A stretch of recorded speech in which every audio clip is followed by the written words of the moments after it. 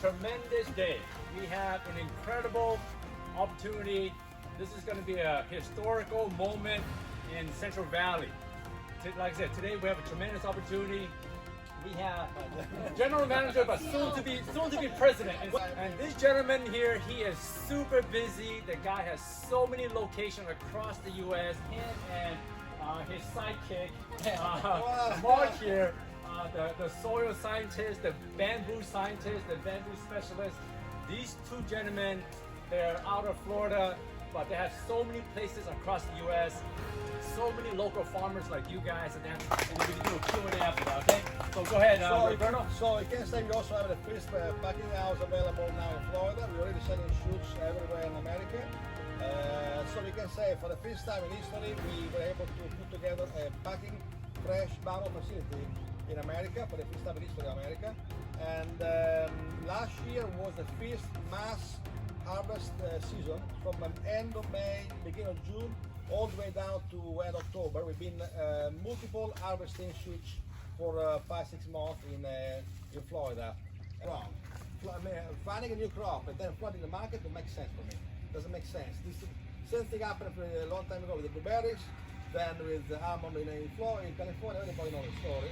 So flooding the market is wrong. For sure, in every state, we're going to open up packing house facilities in order to collect the shoots from other teams and then process those fresh shoots in the packing house. And we already have the network happening right now in America, which is growing every year. Then, obviously, in these days, we've been discussing with the other investors how to open up the first bamboo biochar factory somewhere in Georgia.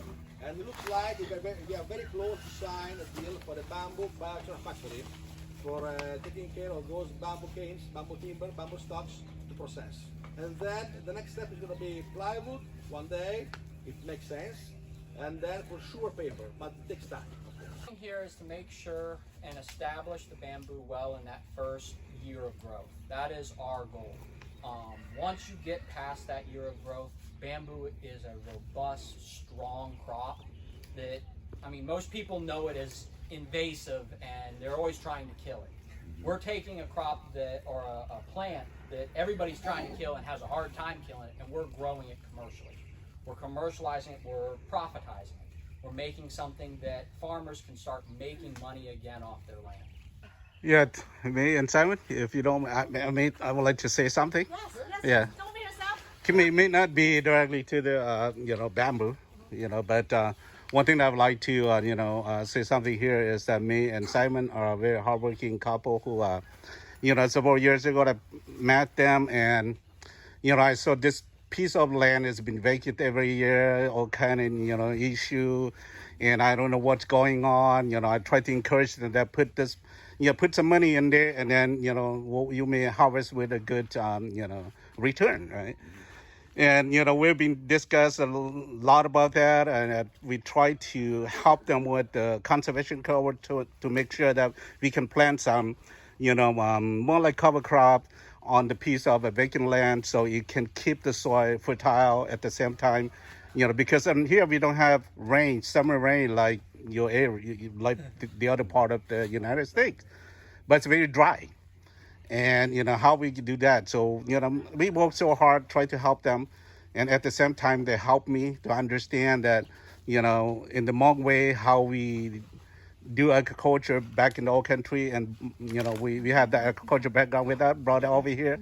But we try to repeat what we do over there, but it may not be suitable. It may not be the right way to do it.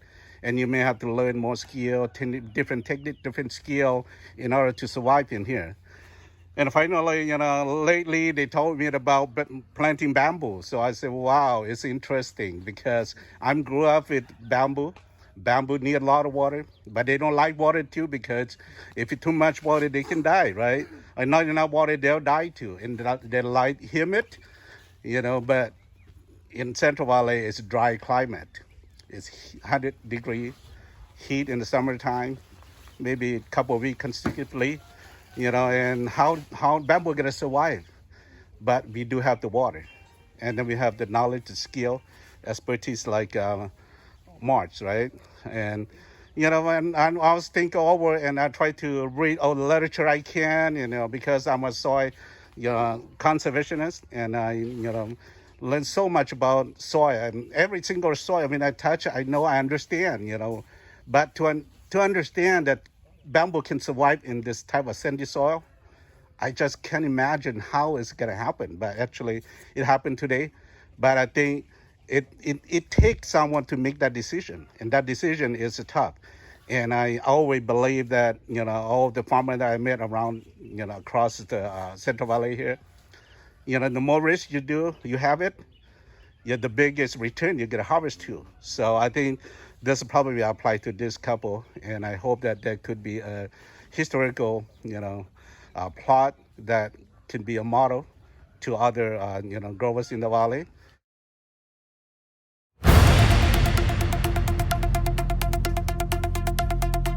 Now we look for a new crop, a crop that we can, you know, at least hope that we put the money in, then we can generate some income so we can feed the family and live with a happy life, right?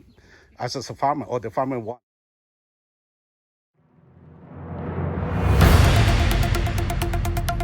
So you know, I really would like to say that, you know, doing what you're doing is right.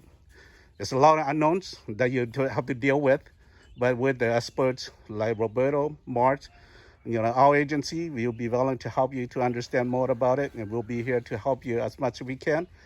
But to be success, take a lot of time, effort, and great investment.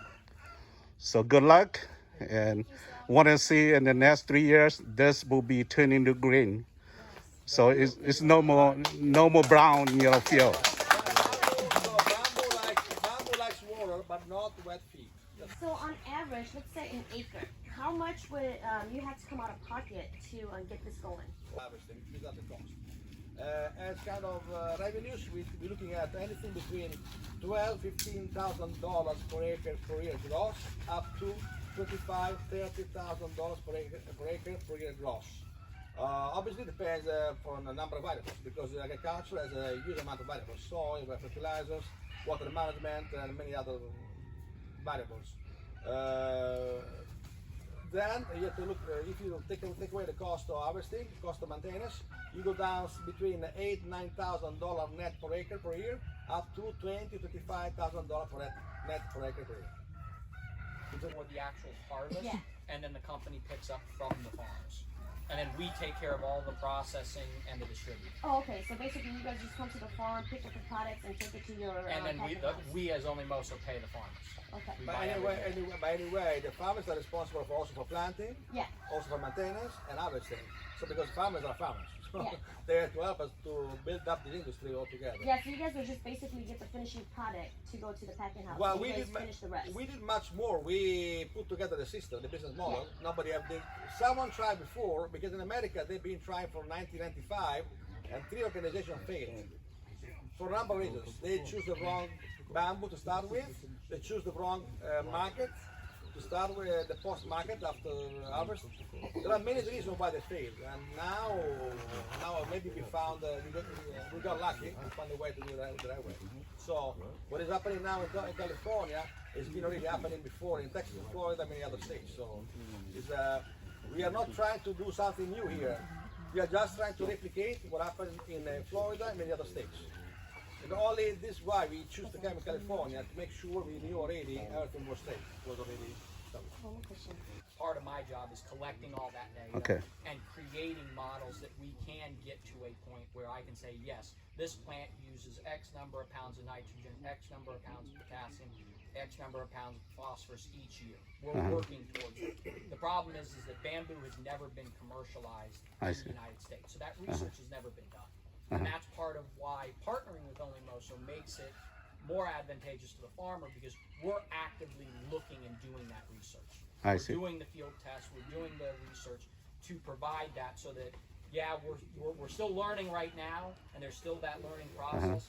But in 3-4 years from now, it's going to be very cookie cutter. Oh, you've got this soil type, you're in this location, you have this kind of weather, you need X, Y, Z. And you can do this, and it becomes very consistent.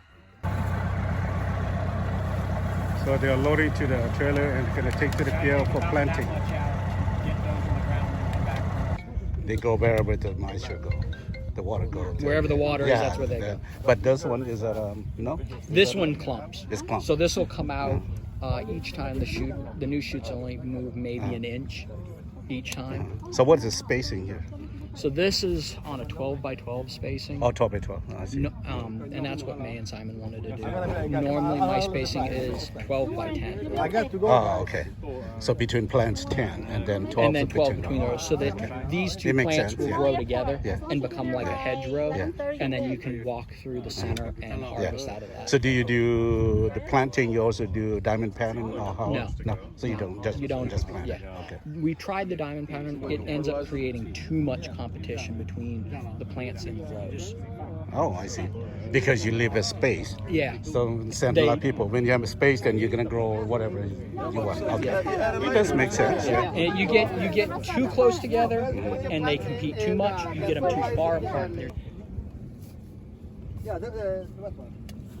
There you go. Well, you should plant to the moisture, right? Yeah, of course. Need some water. Need some water. What's that over here? What's that? So what's the average there after you're gonna plant? So just based on the size of the roots, or how to? Most of the time, the way I'll do our water management is I'll start with this kind of irrigation system and run it for 20 minutes and see how the plants respond. Okay. Because bamboo responds very quickly to changes in water. The leaves will start to curl, Yeah. and it can change in a matter of an hour. So we watch, especially in a new location like this, I'll watch those leaves. If they start to curl up, increase the water. Now the problem, one of the challenges with water management with these is they'll do the same thing when they get oversaturated. Right. So you see those leaves curl, you go and check. You feel the soil, is it moist or is it dry? If it's dry, you put the irrigation and you work until you get to that point where Yes, the leaf I'm gonna get a picture of you guys. Don't worry. in the dead heat, but then it's moving in the afternoon, it stays. I see. Yeah, again. So the management is very important. Yes. The first 3 years. Yes. And to be honest, water management in the first 3 months is It's very important. Very crucial. because and it's important for the farmer to watch and find what is ideal for their field, because it'll grow okay in this kind of range. Ideal range is very tight, and the longer you keep it in that ideal range, the faster it grows. Needs to be taped. Is the timing is important because in the next couple this Wednesday gonna be going up to 100 degrees pretty soon. So if you plant this time of the year, you may have lower risk, or if you wait until. To be honest, we would have really liked to plant a little bit earlier in the season while it's still a little cooler. We're kind of coming out of that ideal. This is towards the end of what we would consider our ideal range. Because you want it in the 70s, 80s when you're planting. Ideally, like the end of mid-June to July, we stop. Even in Florida with the high growth, we stop. So you need the heat. Yeah, you want it to be warm so that when you get the plant in the ground, So they can. they're coming out of dormancy and they're expanding. You don't want to go in when it's still cold, but at the same time you don't want to get it too far into that main heat, because establishing it and getting the water management is hard. Okay, so this is completely on the micro irrigation system. Special this one is some micro sprinkler. So at this point you're probably going to turn it in. You want to make sure that the water go directly to the roots where you planted the plant. So this is very important.